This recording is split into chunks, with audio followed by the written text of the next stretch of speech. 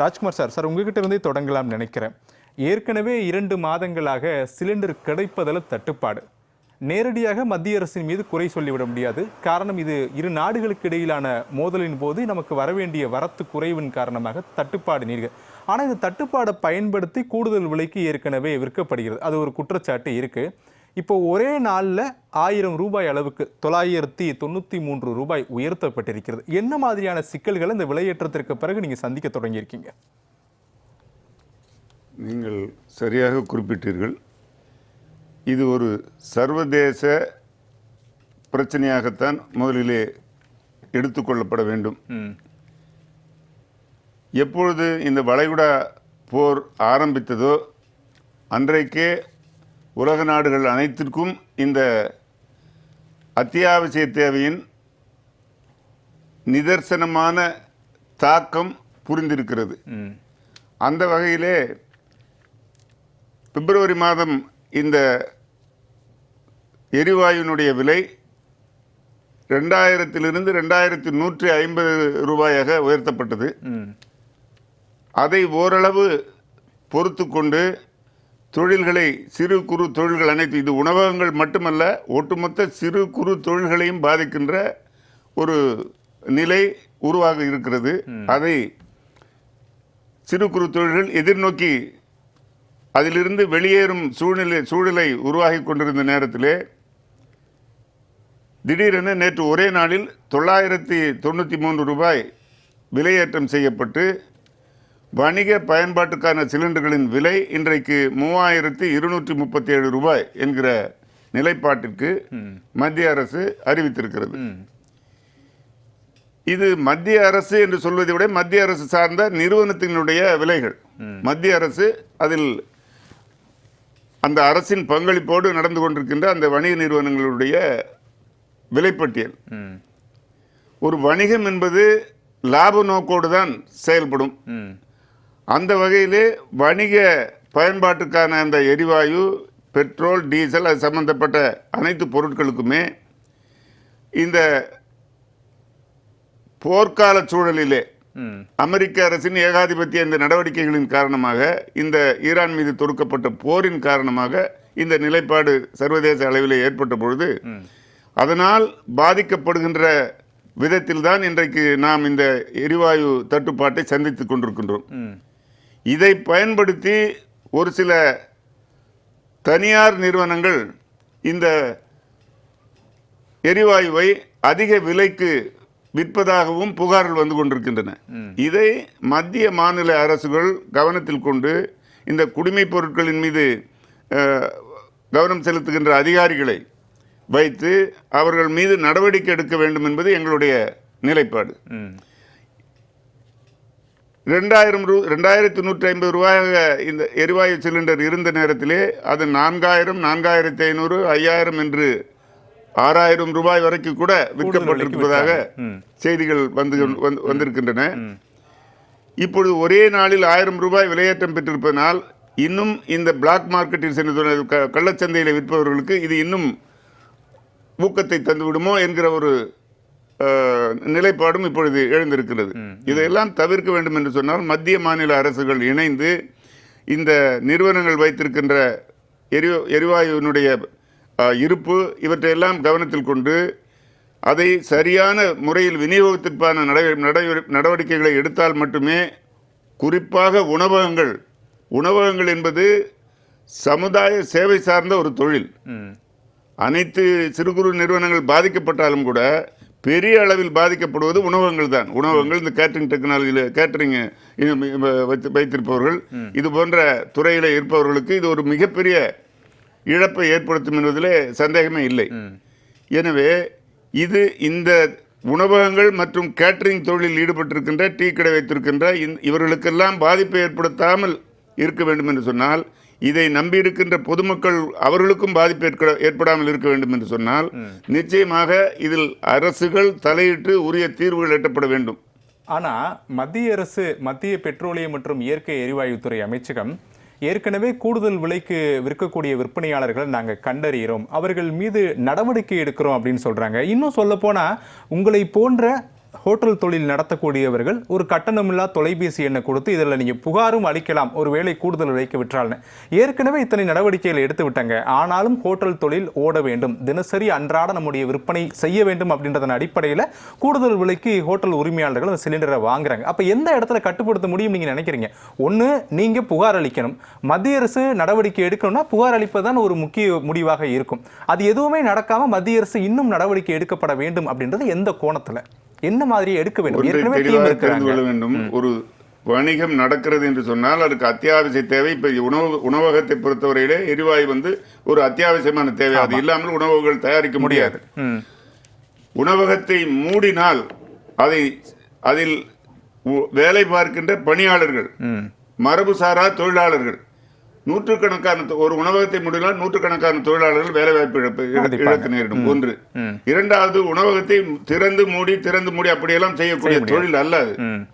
அதை சார்ந்திருக்கின்ற பொதுமக்கள், மாணவர்கள், நோயாளிகள் என்று பலதரப்பட்டவர்கள் அன்றாடம் அந்த இது, அதாவது நான் சொன்ன குறிப்பிட்டதை போல இது சமுதாய சமையல் கூடம்.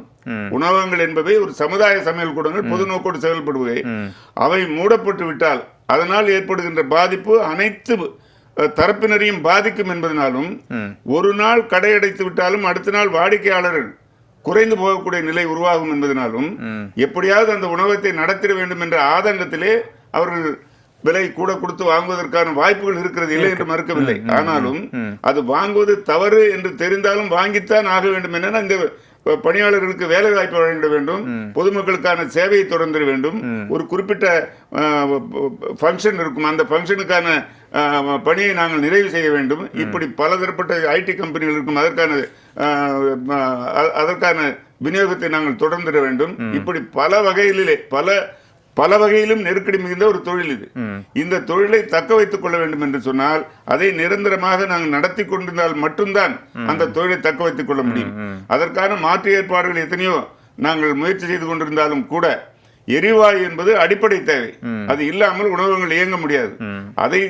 அதை பின்பற்றித்தான் நாங்கள் எரிவாயுவை விநியோகத்தை முறைப்படுத்துங்கள் என்று சொல்கின்றோம். ஆனால் கடந்த மாதம் இந்த எண்ணெய் நிறுவனங்கள் 50% மேல் விநியோகம் செய்ய முடியாது என்கிற ஒரு அறிக்கையை தந்ததன் அடிப்படையிலே நாங்கள் மாண்புமிகு முதல்வர் அவர்களுக்கும் பிரதமர் அவர்களுக்கும் இது சம்பந்தமான கோரிக்கைகளை எழுதி அதன் பின்னர் 70% உங்களுக்கு விடுவித்திருக்கிறோம் என்று கடந்த வாரம் கூட அறிவிப்பு வெளியிட்டார்கள். இப்படி 70% விநியோக முறைப்பாடு இருந்தாலும் கூட, விநியோகம் இருந்தாலும் கூட 30% தட்டுப்பாட்டை நாங்கள் சமாளிக்க வேண்டிய நிர்பந்தத்தில் இருக்கின்ற சூழலிலே இந்த விலையேற்றம் என்பது மிகப்பெரிய தாக்கத்தையும் பாதிப்பையும் அதிர்ச்சியும் ஏற்படுத்தியிருக்கிறது என்பது நிதர்சனமான உண்மை. மீண்டும் இயல்பு நிலைக்கு வரணும் அப்படின்றத உங்களுடைய கோரிக்கை. அதுக்கு தேவையான நடவடிக்கையை மத்திய அரசு இன்னும் துரிதமாக எடுக்கப்பட வேண்டும் அப்படின்னு சரி சொல்றீங்க. நீங்க கேட்டிருப்பீங்க, நான் கேள்வி கேட்கும்போது நீங்க ஏன் பிளாக்ல போய் வாங்குறதுனால தானே தட்டுப்பாடு நிலவுது, நீங்க கட்டுப்படுத்தினாலே எல்லாம் சரியாயிரும் அப்படின்னாரு. அதுக்கு சுருக்கமாக பதில் சொல்லி நான் தமிழ் சார்ட்ட போறேன். பொதுநல நோக்கோடு செயல்படுகின்ற உணவகங்களை அவர் சுயநல நோக்கோடு பேசுகின்றார். பொதுநல நோக்கோடு தான் நாங்கள் இந்த வணிகத்தை செய்து கொண்டிருக்கின்றோம். இதிலே சுயநல நோக்கமே இல்லை. ஏனென்று சொன்னால் நம்மால் நம்மை சார்ந்திருக்கின்ற மக்களுக்கோ அந்த பணியாளர்களுக்கோ எந்த இழப்பும் ஏற்பட்டு விடக்கூடாது என்பதன் அடிப்படையில் தான் அது விலையை கொடுத்தாவது நட்டப்பட்டாவது இந்த கடையை கூடுமான வரை நடத்தி விடுவோம் என்கிற ஒரு கட்டாயத்தின் பேரில் அதை நடத்தி கொண்டிருக்கின்றோம். இன்னொரு கருத்தை சொன்னார், அதை மாற்று வழிகளில் உணவகங்களில் உணவு அருந்துவதற்கு, உணவு எடுத்துக்கொள்வதற்கு பதிலாக வீடுகளிலே சமைக்கலாம் என்று. அப்படி அந்த நடைமுறை மாற்றம் ஏற்படுகின்ற பொழுது நான் ஏற்கனவே குறிப்பிட்டது போல இது சமுதாய சமையல் கூடம் என்று சொன்னேன். 50-100 வீடுகளிலே இருக்கின்ற அந்த எரிவாயுவை ஒரே இடத்தில் எரித்து பொதுமக்களுக்கான பணியை இந்த உணவகங்கள் செய்து கொண்டிருக்கின்றன. இந்த 50-100 வீடுகளிலும் அந்த எரிவாயு பயன்படுத்தப்படுமானால் அது கூடுதலான எரிவாயு விநியோகத்திற்கான பிரச்சனைகளை உருவாக்கும் என்பது இங்கே எடுத்துக்கொள்ள வேண்டிய ஒரு கருத்தாக இருக்கிறது. மேலும் நொறுக்கு தீனிக்கு மாறிக்கொள்கின்ற ஒரு நிலையை நிச்சயம் இது ஆதிகால உணவுகளைப் போல எடுத்துக்கொள்ள அந்த நிலை உருவாகும் என்று நான் நம்பவில்லை. ஏனென்று சொன்னால் இன்றைக்கு பல மாற்றங்கள் வந்து கொண்டிருக்கின்றது. அதை நோக்கி மக்கள் பயணித்துக் கொண்டிருக்கிறார்கள். அன்றைக்கு பிராமணால் கேஃப் என்று இருந்தது, இன்றைக்கு என்றால் மாற்றப்பட்டு பல விதங்களிலே உணவகங்கள் பல்வேறு மாற்றங்கள் உருப்பெற்று இன்றைக்கு மிகவும் சுத்தமாக நேர்த்தியான வீடுகளில் சமைக்கின்ற உணவை விட அதிக நேர்த்தியாக சமைத்து அளிக்கின்ற இல்ல அவர் நித்யானந்தம் என்ன கேட்கிறாரு, கேஸ் தட்டுப்பாடு இருக்கு, ஆமா இருக்கு, நானும் ஒத்துக்கிறேன் அப்படின்னு அவர் சொல்றாரு. சரி, ஓகே. ரெண்டாவது, தட்டுப்பாடு இருக்குன்னு தெரிஞ்சு நீங்க பிளாக்ல வாங்குறீங்க. மாற்று யோசனை தான் மத்திய அரசு சொல்லிட்டாங்களே. பிரதமரே சொன்னாரு, இண்டக்ஷன் யூஸ் பண்ணுங்க, மின்சார அடுப்பு யூஸ் பண்ணுங்க, அதுக்கான மானியத்தை தமிழ்நாடு அரசு அறிவிச்சிருக்காங்க. இப்படி பல திட்டங்கள் இருந்த போதும் கூட ஏன் எனக்கு சிலிண்டர் தான் வேணும் அப்படின்னு இந்த ஹோட்டல்கள் செல்றாங்க அப்படின்னு அவர் கேட்கிறார். மின்சார அடுப்பு பயன்படுத்தப்படுகின்ற பொழுது காலையிலையும் மாலையிலுமே அந்த 4 மணி நேரம் காலையில் ஈவினிங் 4 ஹவர்ஸ் அந்த பீக் ஹவர்ஸ் சார்ஜஸ் என்று ஒரு உச்ச நேர கட்டணம் இருக்கின்றது. அது இதை போல 2 மடங்கு சாதாரண நேரங்களில் பயன்படுத்துவதை போல 2 மடங்கு கூடுதல். அதைத்தான் தமிழக முதல்வர் அவர்கள் ஒரு யூனிட்டுக்கு 2 ரூபாய் அந்த உச்ச நேர பயன்பாட்டின் பொழுது இருக்கிற மானியம் தருவதாக அறிவித்திருந்தார். அதை நாங்கள் எங்களுடைய சங்கத்தில் இருந்து கோரிக்கை மனு சமர்ப்பித்ததன் அடிப்படையில் எங்களை அழைத்து பேசி அன்றைக்கு அறிவித்திருந்தார்கள். அது ஒரு ஸ்மால் ரிலீஃப், அவ்வளவுதான், குறைந்தபட்ச ரிலீஃப் எங்களுக்கு. மற்ற பாதிப்பு அது சீராக்காது. அதிக அளவிலே நீங்கள் உணவகங்களிலே அதிக அளவிலே உணவகங்கள் தயாரிக்கப்படுகின்ற பொழுது அந்த இண்டக்ஷன் அடுப்புகள் பயன்பாடு என்பது மிகவும் குறைவான பயன்பாட்டுக்கு பயன்படுத்த முடியும். இந்த அடுப்பு எரிவாயு அடுப்பு பயன்படுத்துவது போல அது பயன்படுத்துவது கடினம். சிலிண்டருடைய தேவை எப்படி பூர்த்தி செய்யுமோ அந்த அளவுக்கு இண்டக்ஷன் பூர்த்தி செய்யாது எங்களுடைய வேலை அப்படின்னு சொல்றீங்க.